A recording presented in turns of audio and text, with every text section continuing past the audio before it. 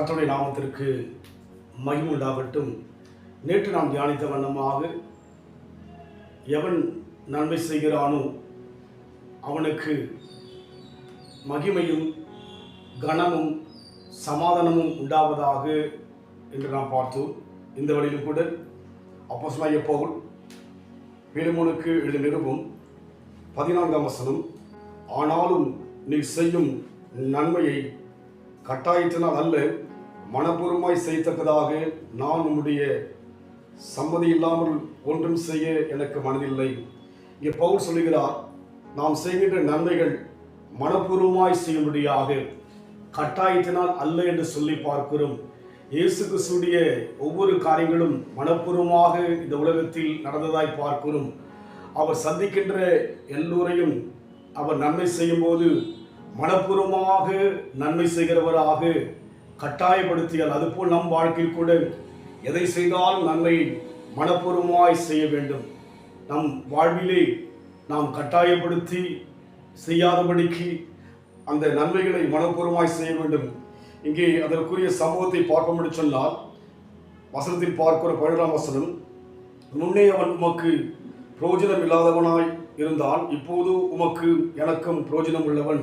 இங்கே ஒரு மனிதனை குறித்து சொல்லப்படுகிறது, அவன் பிரயோஜனம் இல்லாதவன், ஆனாலும் அவனுக்கு மனப்பூர்வமாக நன்மை செய்யும்படியாக பவுல் சொல்வதை பார்க்கிறோம். இன்றைக்கு நம் வாழ்க்கையிலே நமக்கு பிரியமானவர்களுக்கு நன்மை செய்ய யோசிக்கின்றோம், நமக்கு நெருக்கமானவர்களுக்கு நன்மை செய்ய யோசிக்கின்றோம். ஆனால் இங்கே பிரயோஜனமில்லாத மனிதனுக்கு நன்மை செய்யும்படியாக அங்கே பவுல் சொல்வதை பார்க்கிறோம். இயேசு கிறிஸ்து சிலுவையில் தொங்கிட போது கடைசி நேரத்திலே ஒரு கல்வன் தேவனை நோக்கி பார்த்தபோது மனப்பூர்வமாய் தேவன் சொல்கிறார், இன்றைக்கு என்னோடு கூட பரதேசிலே இருப்பாய் என்று சொல்லி, அதுபோல் நம் வாழ்க்கையிலே எதை செய்தாலும் கட்டாயத்தோடு அல்ல, மனதார மனப்பூர்வமாக நன்மை செய்யும் போது தேவ பார்வையிலே அது உகந்ததாக, சிறப்பானதாக, மேன்மையுள்ளதாக இருக்கிறது. இந்த அனுபவத்தில் கடந்து போக தேவன் விரும்புகிறார். அந்த அனுபவம் தான் நம் வாழ்க்கையிலே அநேக அற்புதங்களை செய்யும். நாம் அந்த அனுபவத்தில் போக நம்மை ஒப்புக் கொடுப்போம்.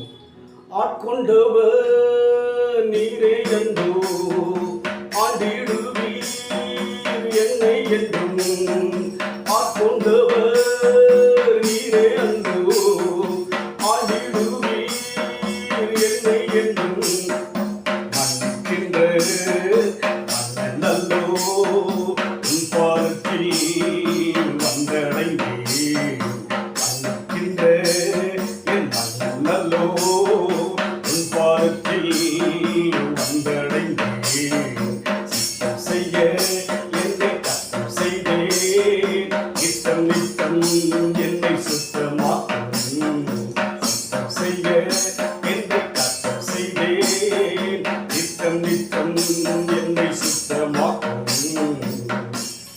மனப்பூர்வமாக நன்மை செய்யும்படியாக நீ விருப்பமுள்ளவராய் இருப்பதற்காய் ஸ்தோத்திரம். அந்த மனிதன் பிரயோஜனம் இல்லாதவனாய் இருந்த போதிலும் கூட கட்டாயமாய் அல்ல, மனப்பூர்வமாய் நன்மை செய்தது போல எங்கள் வாழ்க்கையில் கூட யாவருக்கும் மனப்பூர்வமாய் நன்மை செய்யும்படியான அந்த மனதை கொடுப்பீராக. பிரயோஜனம் இருந்தாலும் பிரயோஜனம் இல்லாவிட்டாலும் நாங்கள் யாவிடத்தில் நன்மையாய் பழக, நன்மை செய்து பழக, நன்மையான கைகளை செய்ய எங்களுக்கும் அந்த கிருபையை தாரும். அதுவே உடைய பார்வைக்கு உகந்தது தேவனே, அதுவே பார்வைக்கு மேன்மையானது. அந்த உகந்த பாதையிலே, மேன்மையான பாதையிலே நடத்தும் ஆசீர்வதி இயேசுவின் நாமத்தில் பிதாவே, ஆமென். கர்த்தர் ஆசீர்வதிப்பாராக. God bless you.